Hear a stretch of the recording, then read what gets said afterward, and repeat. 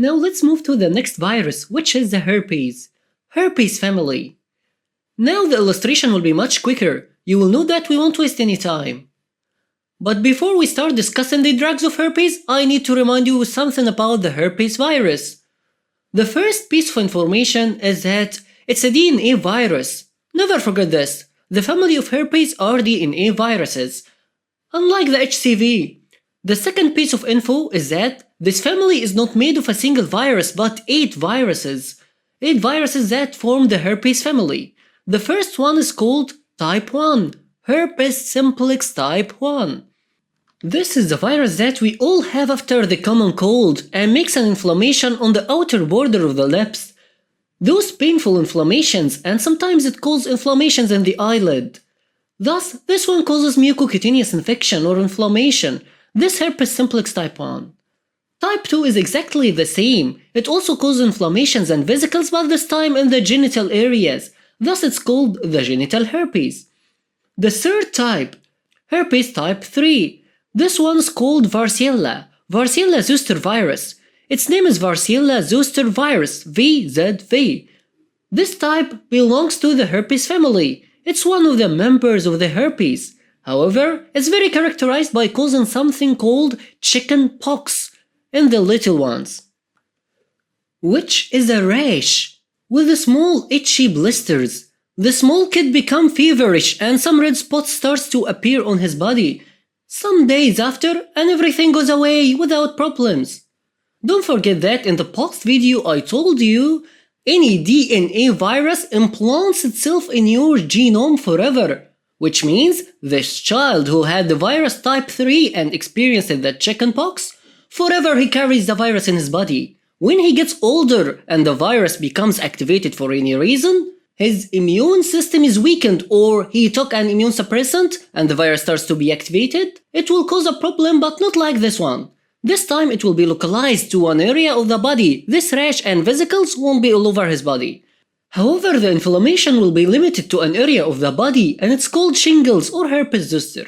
You may see someone about 40 years old, suddenly a part of his body, a cutaneous dermatome or a certain area in his body, it follows a certain distribution, which is the distribution of the cutaneous dermatomes.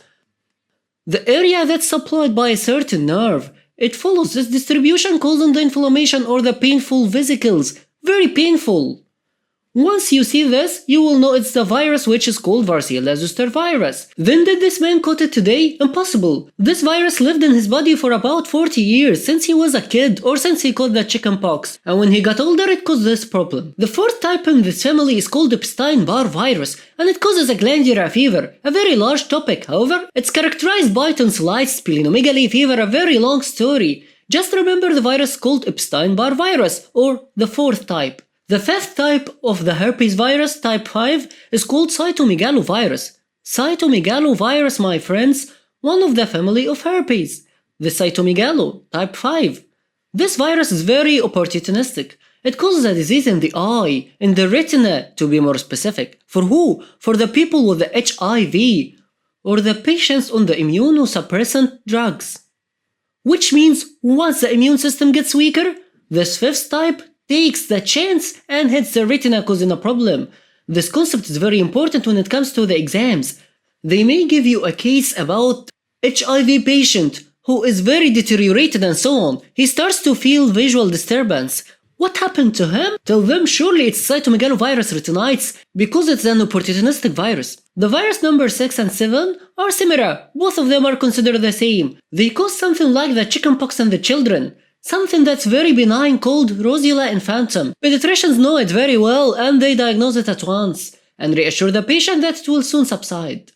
The 8th type, however, causes a type of skin cancer called Kaposi sarcoma.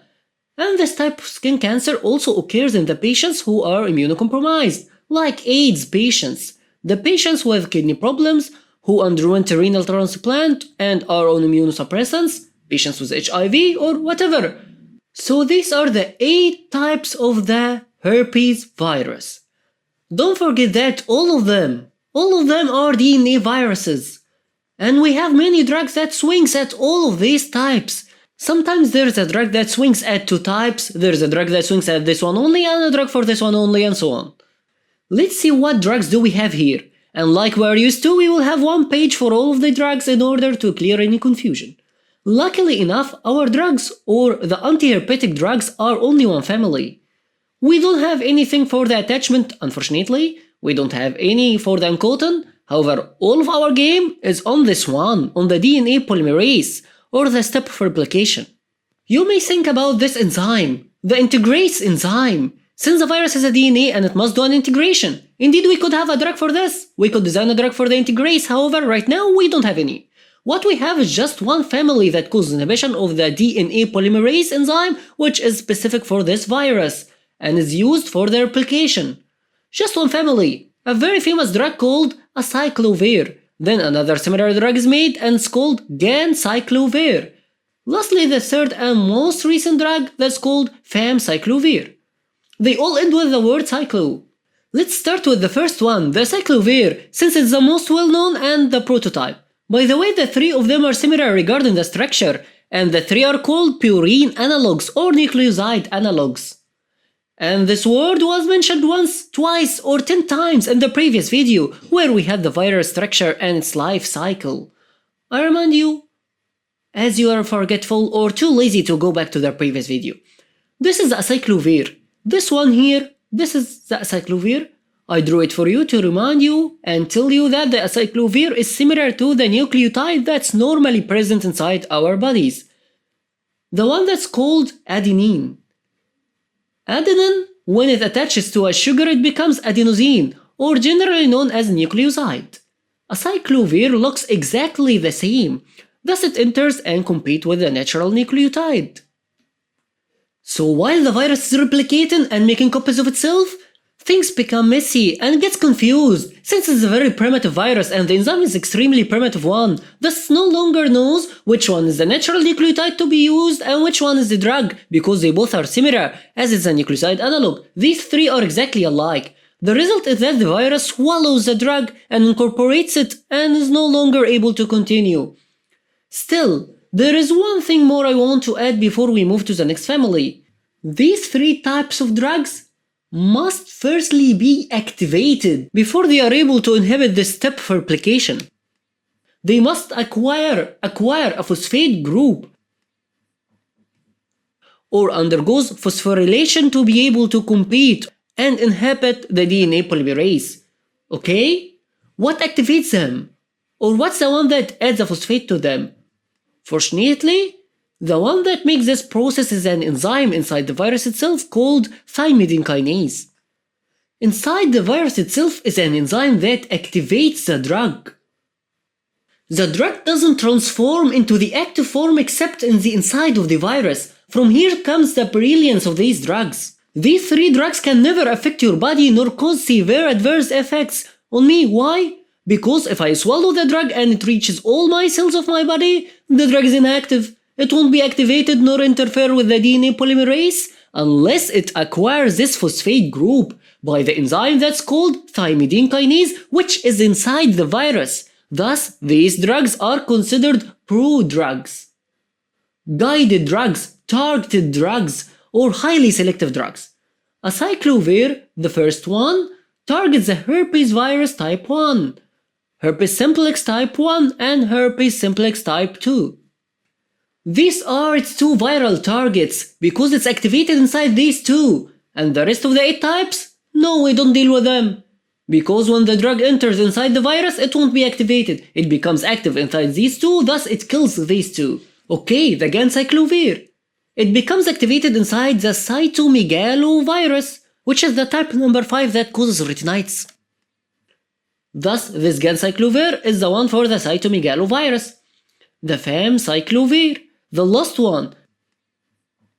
It hunts the virus number 3, which is called the varicella zoster virus, that causes the chicken pox in the children, or it causes the shingles or the herpes zoster in the elder. Then each one drug of these is specific to one type of the virus or a subtype of the herpes family. This could be an MCQ question, directly like this. I'll ask you which of these following drugs affects the type number 5, Then it's the ganciclovir. Which of these affects the type number 3? It is the famciclovir, and so forth. Now we finished the anti-herpetic drugs. Let's move to the next family of the influenza virus. The influenza family, or the respiratory viruses in general. Respiratory viruses can be illustrated as this.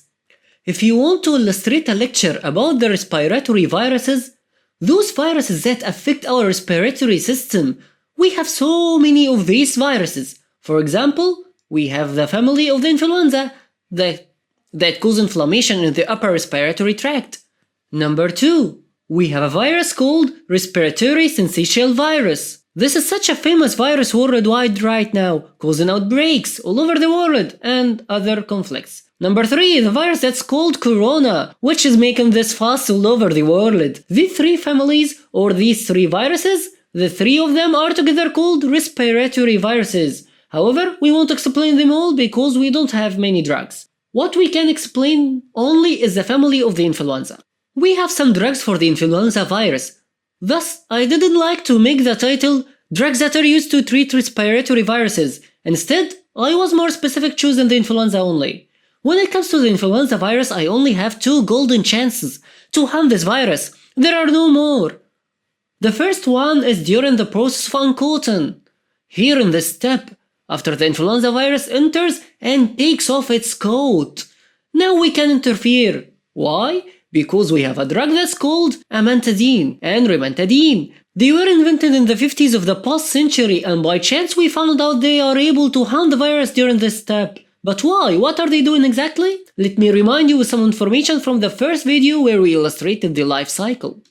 I remind you with the very beginning of the video when we were discussing the life cycle of the virus. Let me just make this one bigger to remind you with what we said before. In the first video I told you that this is the structure of the most of the viruses. And the viruses have something like pores or channels on their surface. These channels are called proton channels. And the protein they are made of is called M2 protein.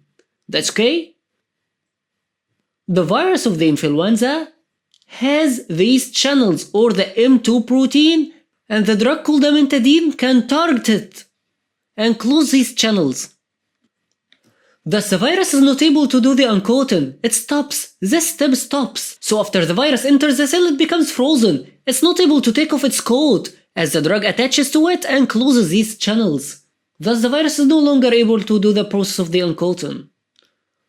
Both amantadine and rimantadine do this. This is all what you need. Only one word: inhibition of the viral uncoating.